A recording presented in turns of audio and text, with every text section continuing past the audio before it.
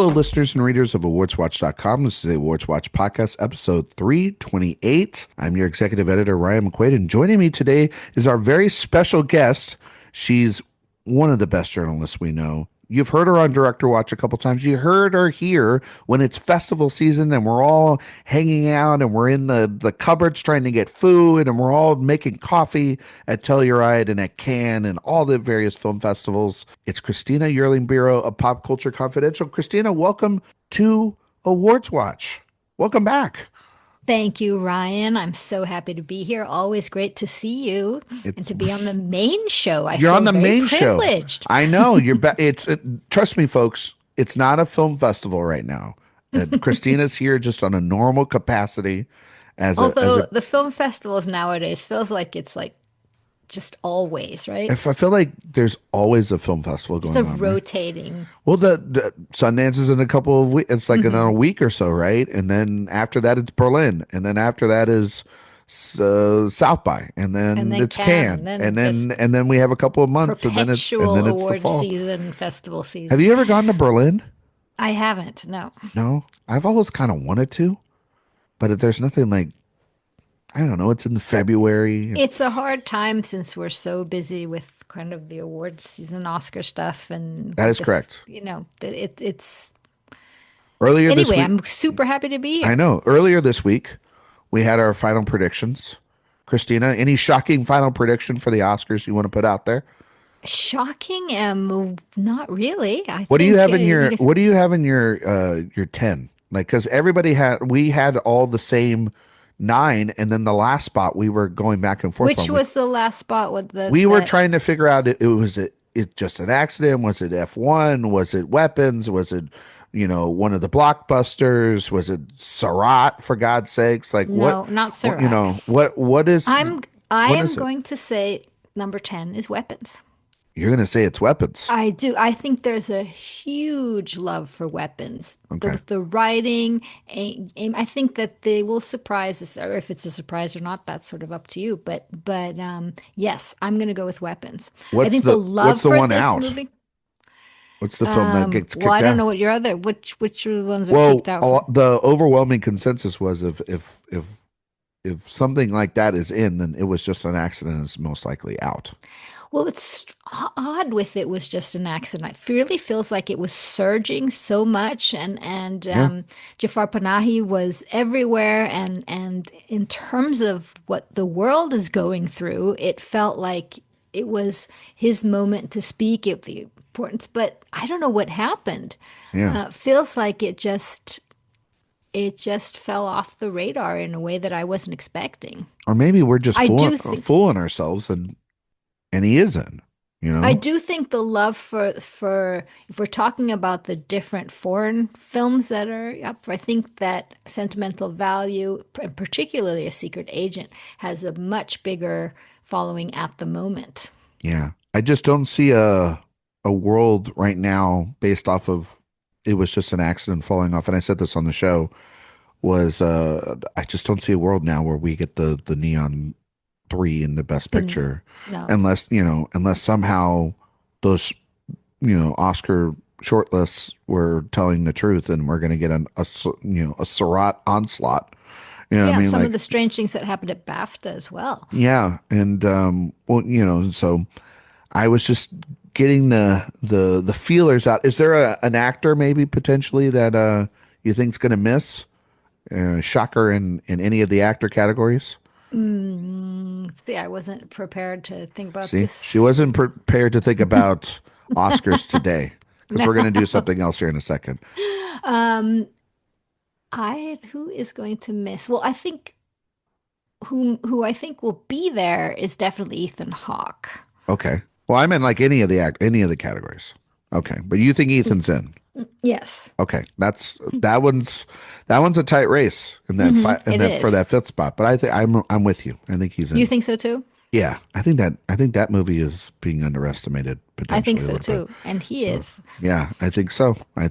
Well, we'll see how the nominations play out. They're going to be on Thursday. We'll all be back. The editors and everybody will be back here. Christina, I'll be on her show. We'll be talking about that. But we're not here to talk about the Oscars all the way through. As much as I want to talk to Christina about that at this time. Because, man, when we were in LA for Critics' Choice, we were theorizing, we were Oh figuring my out, like, gosh, we that's were all we sitting talked there, about. we were drinking tea and coffee, and we were just, what is going to get in? What's this? What's Every that? What's this? Uber was like, Every Uber was a different category. But we're here to talk about what I think is the first great film of 2026, which is Nia Dacosta's 28 years later, The Bone Temple, which is the continuation of the 28 years later saga that I guess we can call it, and the continuing of the 28, you know, zombie, franchise that Danny Boyle and Alex Garland created many years ago. This film is number two at the box office. Look like Avatar still beat it at the domestic Big box Jim. office. Big Jim's continuing to, he keeps on jimming. But this is, yeah, following up a film last year, Christina, that was in your top 20 of the year. These are 20, just bangers. These are these, just they're bangers. I mean, bangers, right? I can't even begin to express how much these have thrilled me. Yeah. So I wanted to ask I wanted for our listeners, if they haven't listened to your show, which if you're not listening to your show, what the hell are you doing? Christine, I wanted to get your thoughts on the film last year and why it resonated so much with you, and then your anticipation level going into this film and your thoughts on the Bone Temple. And did the expectations exceed what you saw on the screen? So yeah, the first one of these installments last year, it just knocked me over. I think Alex Garland, of course, director of Civil War and Annihilation, I think he just knows his way around writing these big themes, good versus evil, science versus religion. And this one, besides being just a banger of a horror film, resonated so much for me with thought-provoking themes about, post-COVID, the political landscape we're in today, generational legacy with the father and the son, Brexit and Britain, and how we kind of in something like this horrible thing happening, how we tend to regress in history and old ideals start coming up, old ideals about masculinity and nationalism, as we can see happening today. And I found it to be so incredibly smart, at the same time as very emotionally resonant story between a father and a son. And of course, we started to see the character of Rafe. What's this going to become? Dr. What's Kelson. happening? Yeah. Dr. Kelson. And this man of science, what is it actually he was trying to do? What was his relationship to the infected, to Samson? And I'm telling you, what happens in Nia Dacosta's version with this character in the second one is she just knocks it out of the park. And I have yet to see a more exhilarating performance out of Ralph Fiennes, and this is a man with a career that he just topped it with this one. So very much in all cylinders for these movies. I so the I don't know what your relationship is with the original film, but I think the original films were like, they weren't like my biggest. I wasn't like the biggest fan of them, but I'd seen them both. Garland is someone that you and I have talked about before. We talked about Civil War. We've talked about Which we liked. which we liked Mostly. for the most part. I think Ex Machina and Annihilation are brilliant films. I think he made one of the worst films of the decade with Men, which is truly just a terrible movie. But then he's kind of bounced back with these with Civil War and Warfare, which Warfare really is like a Ray Mendoza film with Alex Garland helping to finance it more than anything else. But he's reunited here with Danny Boyle, and I don't know, something, Christina, last year when I was in the theater, it just didn't connect. And then I rewatched 28 years later at home, and I picked up on every theme. And I think also watching this new film really helped it, because it was able to focus in on the characters and really focus in on Spike's story about this child who is a product of the aftermath of this zombie apocalypse sort of takeover, and seeing him struggle to save the things that he holds dear. It was very, I'm not trying to make the ample comparisons, but it was very much like the themes that resonate in Paul Thomas Anderson's One Battle After Another, about how these giant things that we can't control, apocalypse, the institutions that weight us down. The only thing that we can protect are the things that we hold dear, which is our family. And I feel like that's been a theme in films that were in the last couple of years. You think about One Battle, you think about Secret Agent, you think about It Was Just an Accident, you think about so many films were about holding loved ones close. Even in movies that aren't political or aren't cultural, like you think about Hamnet and you think about Sentimental Value, about these movies about holding your family close and letting go of those emotions. And 28 years later has that in spades. I mean, like the last 20 minutes of that movie absolutely open up this giant conversation about letting go of the one you love, and not And being anger disappointment and in the disappointment father. in the father, and understanding of the mother, and sympathy for the dead, and understanding that that Kelson and others are not, he's not a madman, he's a good man. It's for a movie that is a horror film, it becomes this very contemplative film. And I found it to be really quite beautiful. And yes, it ends on this note of like Teletubby parkour violence that you see from the Jimmy character played by Jack O'Connell, who is teased at the beginning of the film is having a much different origin story than Spike. And we pick up literally in the aftermath of that. And Nia Dacosta is not doing what Danny Boyle does with the camera.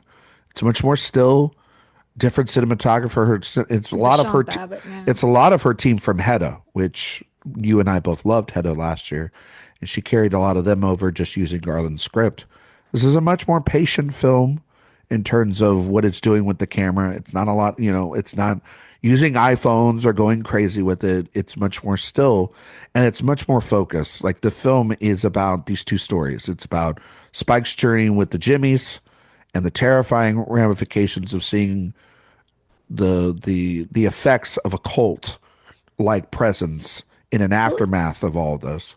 And Nia then Dr. DaCosta Cuss. has, yeah, really the Herculean task Yeah. of delivering the a second one and the middle one, no less. And what I think is so interesting with one and two, and what how this ends, what you see is going to be three, is like the first one is how to maneuver the apocalypse, and what to do, while the second one is just the PTSD, the violence, the anger, in these Jimmy characters. While I think that the third one will be very much about redemption, and humanity, and and the humanity part is what you see in Ray Fiennes and his relationship with Samson, and the violence and the absolute horror, and is what you see. The ultra violence, I think the listeners really who haven't seen it, be prepared for that, is what you see in the Jimmy characters, who are based on the Jimmy Savile with their white hair, Yeah. and the British broadcaster who was an absolutely animal pedophile, it turns out. And this is, something of Nia DaCosta has referenced the film Come and See a lot Yeah. when she's talked about this movie, which is one of the most brutal watches of the effects of war that you can watch. Yeah. And I think what she's really showing here with this ultra violence that the Jimmies do is human on human violence, and awful. And this is something that we have to react to. I Yeah. mean, I think being desensitized to sort of zombie infected violence is one thing, but the reason it's so ultra violent here is that is the torture scenes really are showing. And the fact that the Jimmies call it charity is just mind-blowingly awful.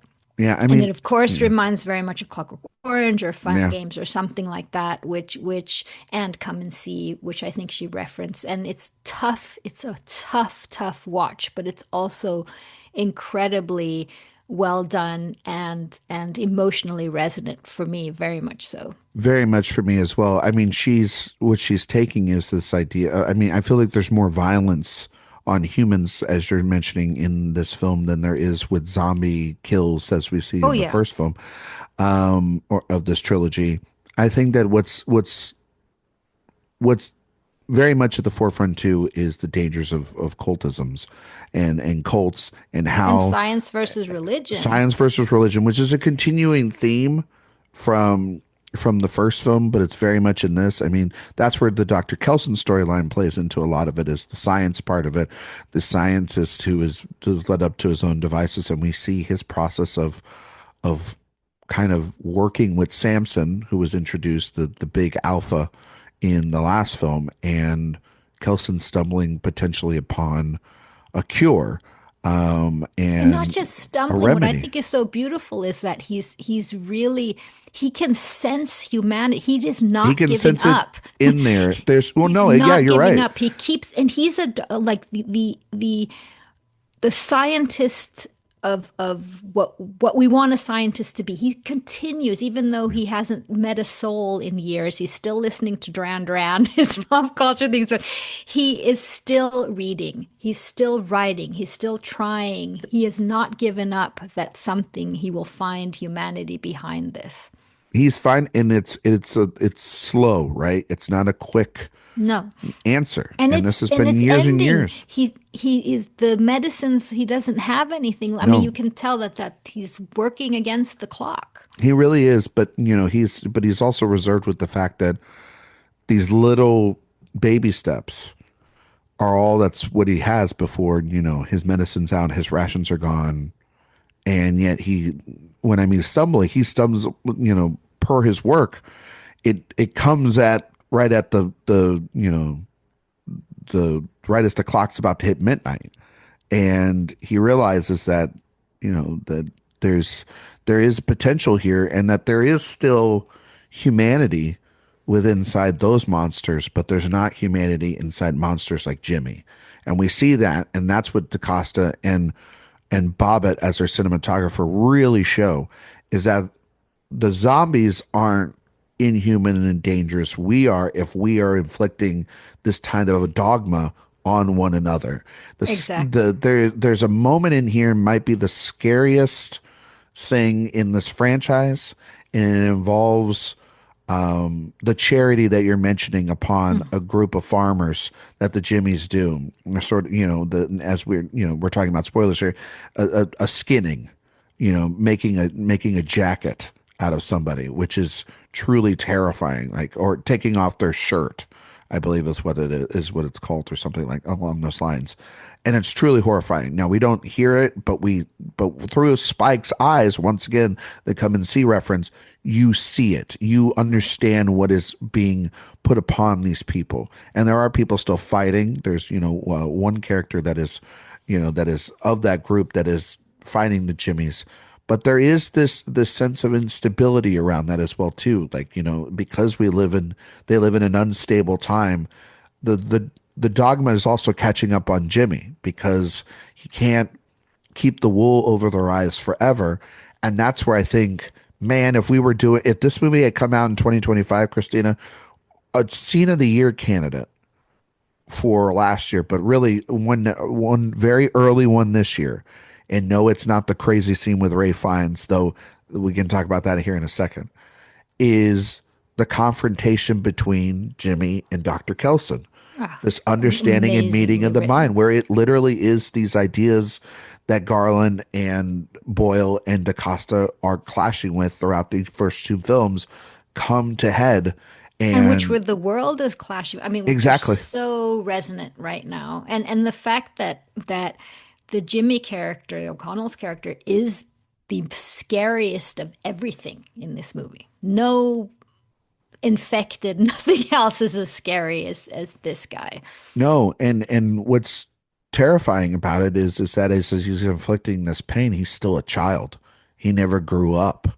Still the Well, he was kid. He traumatized. was I mean, traumatized, yes, for sure. I mean, became by a the neo. religious dogma that his father was pushing Yes. upon him, through a world that unfolded and unraveled. I mean, seeing your mother being eaten alive, seeing your father eaten alive, becoming a survivor in his own way, and becoming disillusioned by the fact that there's a purpose to this madness that they have created. These killings and this violence is what propels them forward.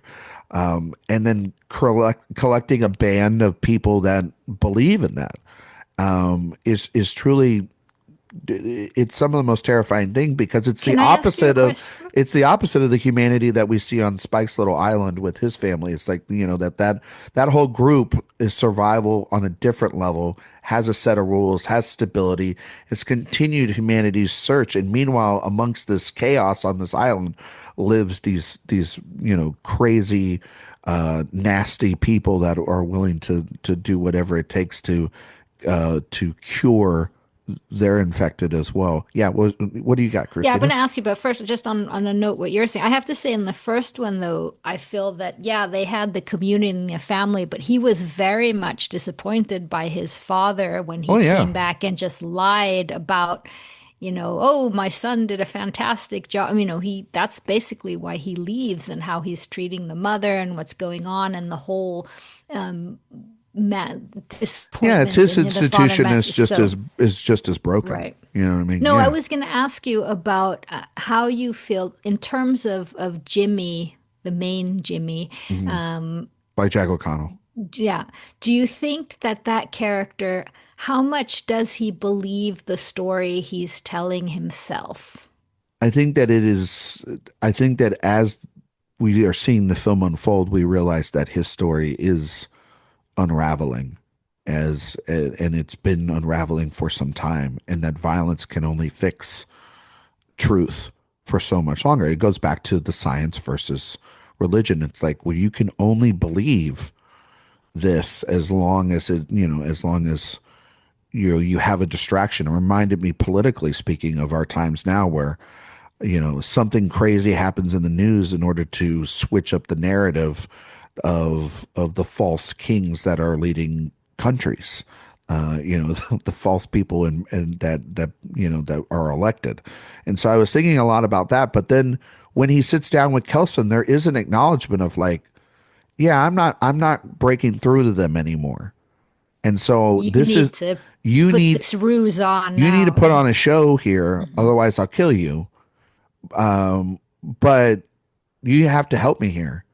And there is this extension of belief to science, and science being the ultimate.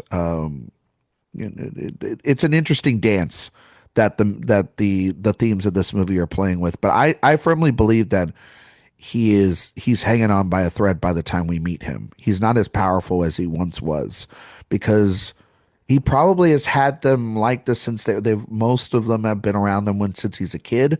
So he's been able to make them believe this fairy tale. But as you evolve and as you grow, fairy tales become less of a reality more than facts.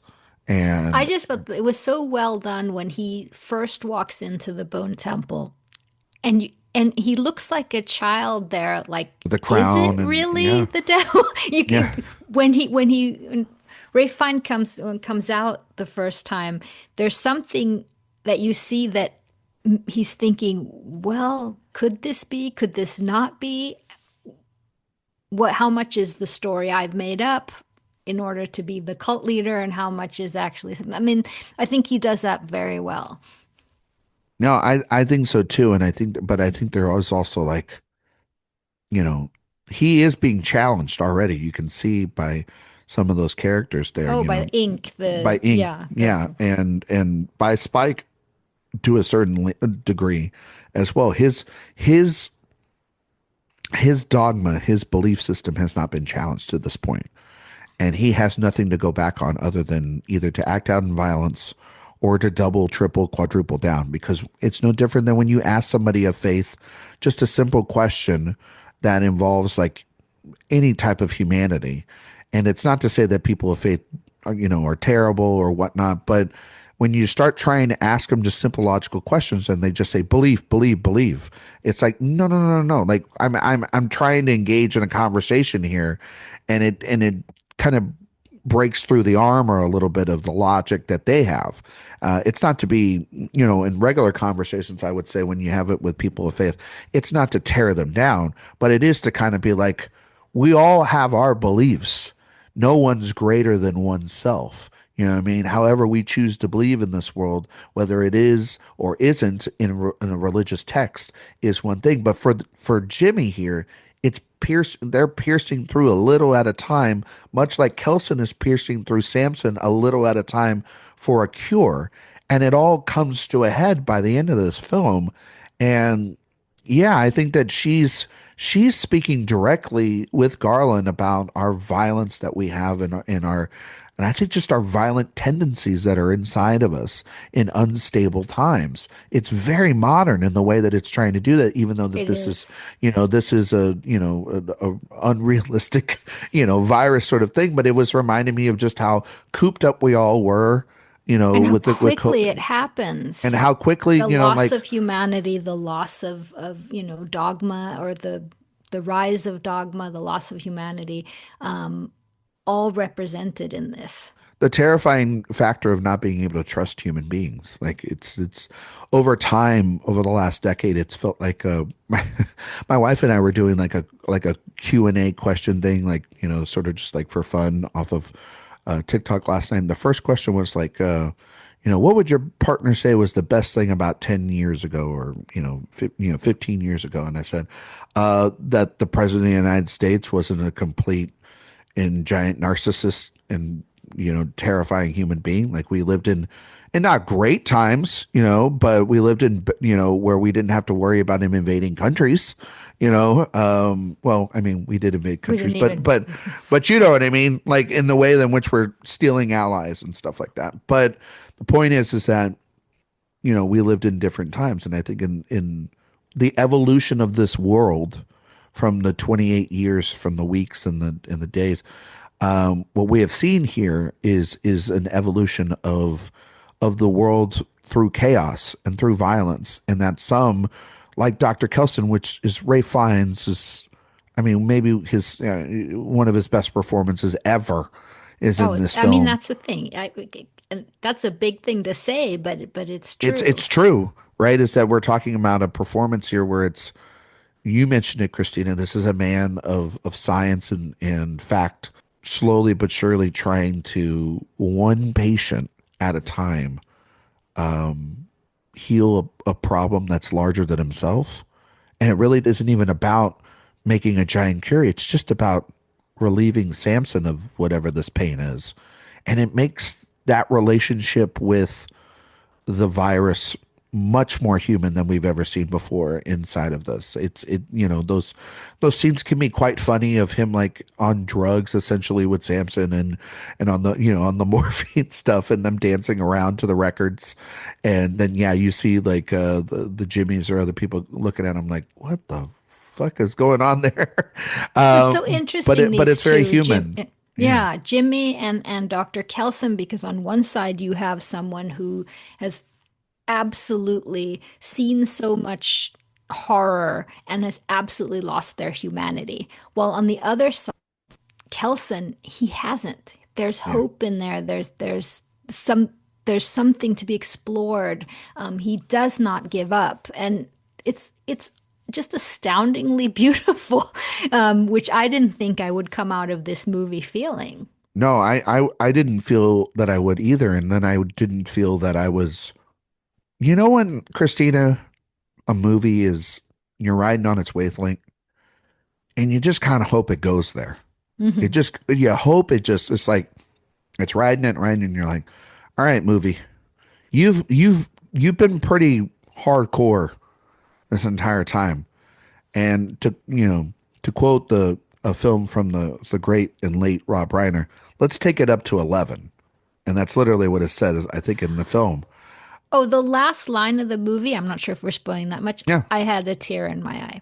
But when Ray Fiennes does the Iron Maiden scene, Oh gosh, yeah. I was like, which is also like his, there's also just kind of like a something sort of wild. I mean, it's a wild sequence. Didn't think that they would go that far. But then there's also this, it's this dance of one having to, as one that's had to go to many Catholic services and had to question whether or not, like, and find amusement through that, what can feel like a long hour at times.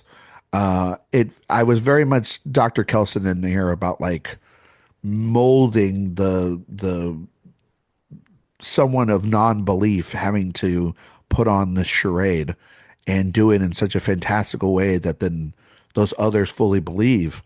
And it just showcases also the hypocrisy of Jimmy's entire belief system. And then it ends with the crucifixion. I An mean, upside down crucifixion. It's terrifying, it's brilliant, it's chaotic, it's wonderfully shot. Like, I cannot say enough about how these two movies look visually different, these two installments, and yet they feel so much like they're in relation to one another. One is showing the chaos of this world, and other is a different form of that in a much more patient. That the other one feels like a marathon, and this feels like a slow sprint.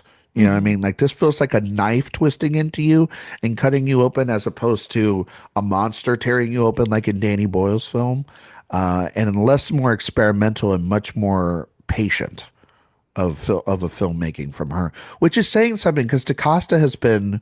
I mean, she's a fascinating filmmaker, Christina, to talk about. she Just is. as someone that has been through the sludge of Marvel The franchise, yeah. and a franchise bug twice before. Hopefully this movie has the legs that it should have, because it's got great word of mouth and great reviews and great audience scores. But you kind of can't help but not want to root for her as a filmmaker, right? Because Absolutely. she's got everything you want out of somebody that can make a blockbuster of this size and scale. It can be entertaining, and then it can also be extremely thought provoking, right? Right. Yeah. And so, I And mean, can we just talk about Jack O'Connell, and he's his two this year he between, this and Sinners, yeah, right? I mean, Is there anybody? I mean, I bought this stock a long time ago with Jack O'Connell. When have you ever seen a movie with him and Ben Mendelsohn called Startup? I haven't. It's a prison drama about a father. It's a father-son prison drama film. It's really, really good. It was where I first discovered him, and then he did a film called 71, which he plays like a soldier there.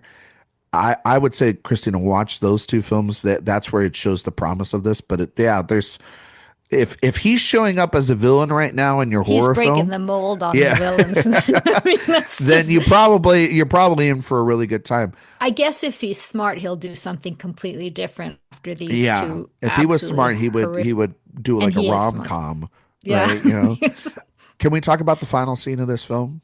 Yes. Which, if the Iron Maiden sequence wasn't the one that like made my audience go crazy, I have not heard cheering in an audience quite like when I saw the final scene of this film, which is the return Oh, of Cillian Murphy to this franchise that they've sort of teased in the trades.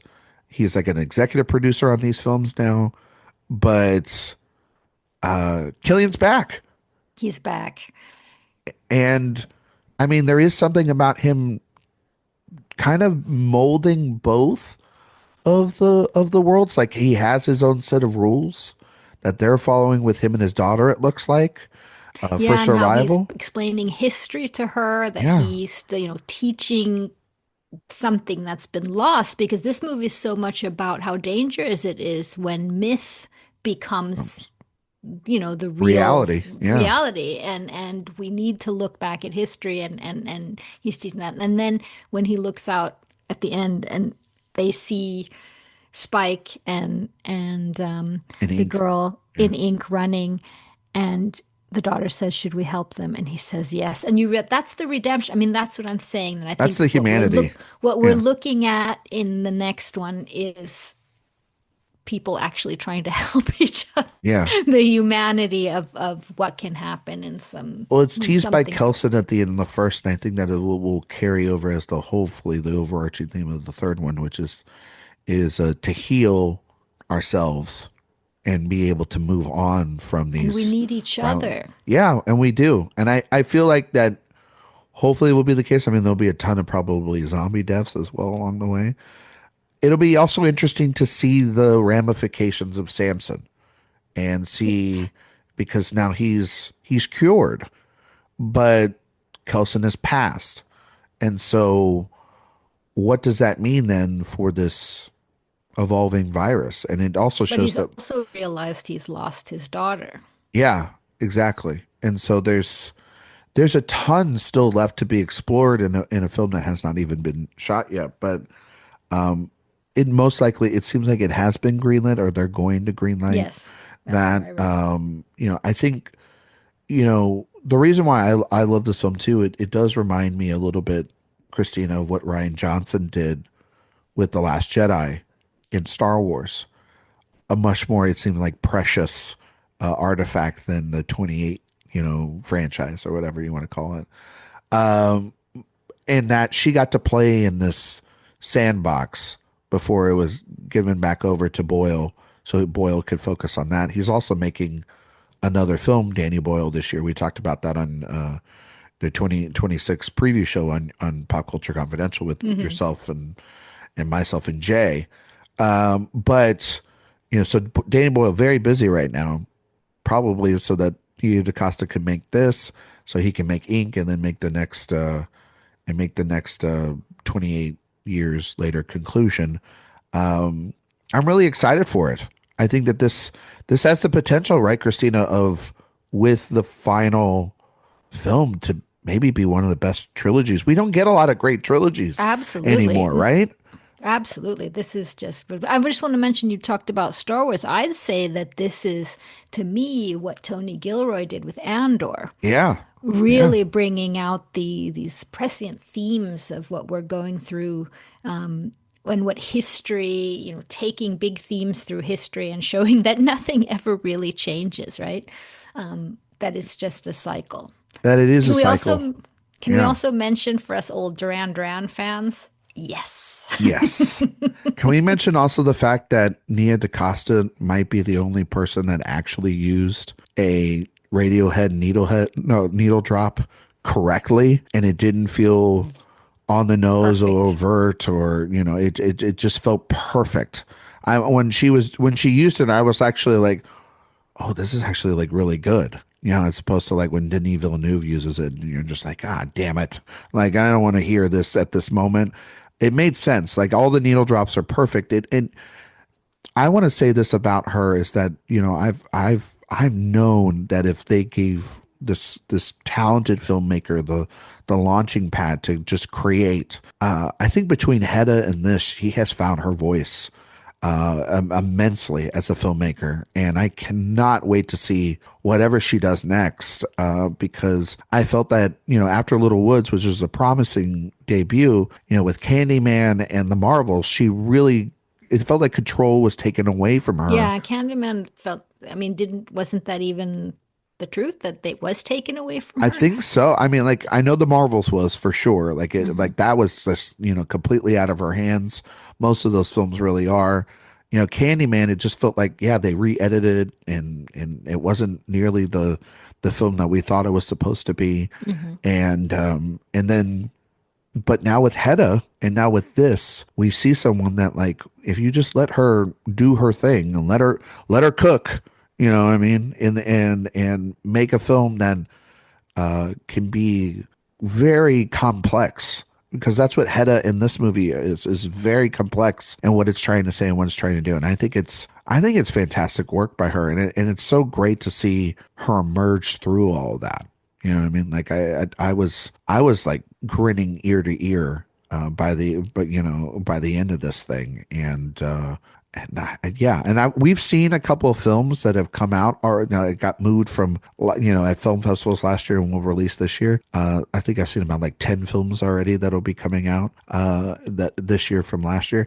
I gotta tell you, this thing blows all those out of the water. Really great. This is what you kind of want, right, Christina, out of some blockbuster filmmaking, Yes. and we got a great slate of blockbusters coming out this year, and I'm hoping that we get more films like this. Christina, any last thing you want to say about the Bone Temple? Great title, by the way.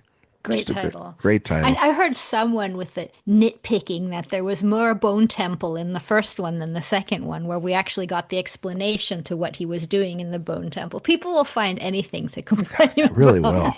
I mean, yeah, go online right now. People are complaining about every movie that you love from 2025, right? And it's just like, good Lord. No, But I echo what you say. I think this is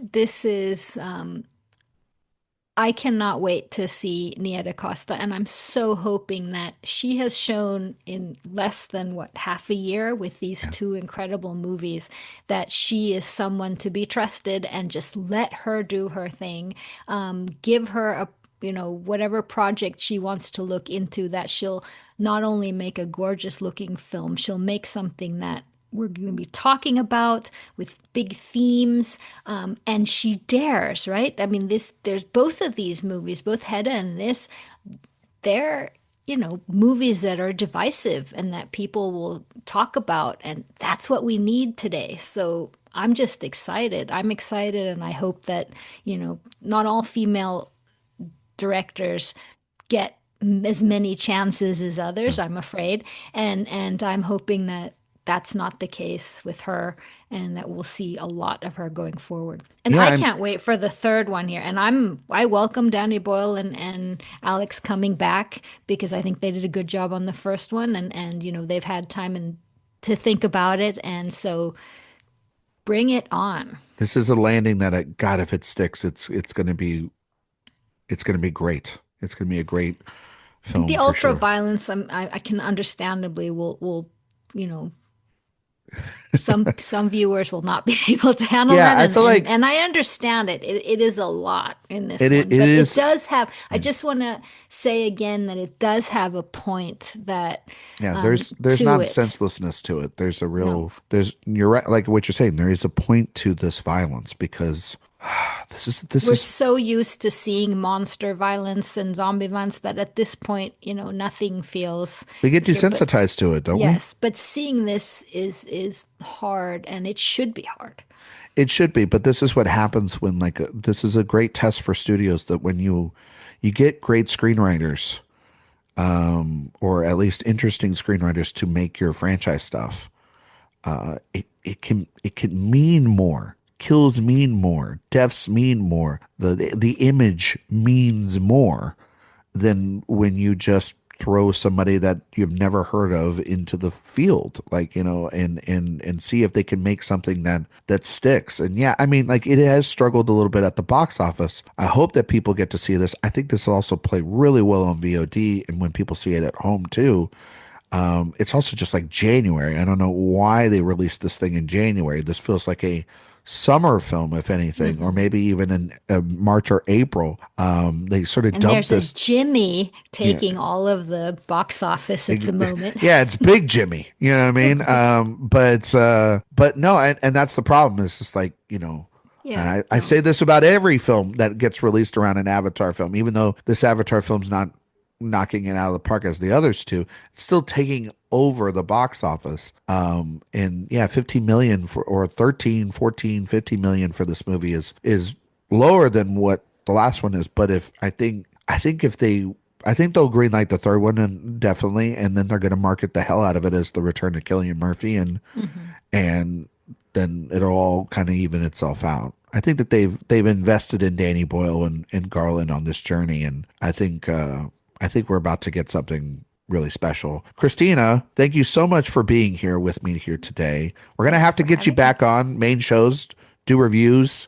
Maybe we'll get you on an Oscar retrospective during the season, during Yes. the year. Can you tell everybody where they can find you and all your work on the internet? You can find my interviews and shows on popcultureconfidential.com. That's where Ryan is off and on. And the latest show is Ryan and Jay, the Director Watch duo. Yes.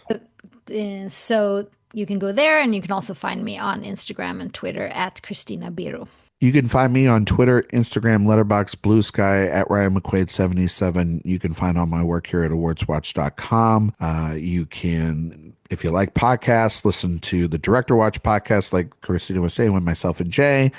We are wrapping up Warren Beatty this week, and trust me, folks, the rules do not apply on the Rules Do Not Apply episode. And then we'll also be back later in the week to do some more Oscar stuff. iTunes, Spotify, 5-star reviews. We greatly appreciate it. While you're on the website, please sign up for the newsletter. It's the best place to get all of our news, reviews, interviews, podcasts sent to you all in one place. Like I just said, I don't know why I jumped the gun on that. We will be back on the main show episodes later in the week to react to the Oscar nominations. And Christina, thank you once again so much for being on with me. It was an absolute delight, and we will see you all next time.